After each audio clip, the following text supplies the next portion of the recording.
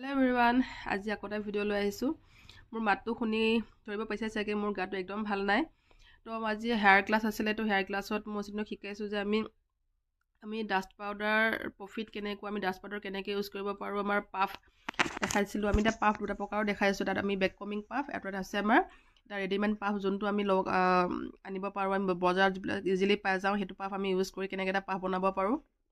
আৰু dust powder use কৰিলে পাফটো কেনেকুৱা বেনিফিট, কেনেকুৱা কিমান টাইম লং লাষ্টিং কৰে সেইটো দেখাইছোঁ। আৰু আমি ডাষ্ট পাউডাৰ ইউজ নকৰাকৈ আমি কেনেকৈ এটা হেয়াৰ স্প্ৰে বেক কমিং কৰি হেয়াৰ স্প্ৰে কৰি আমি এটা পাফ বনাব পাৰোঁ দেখালোঁ।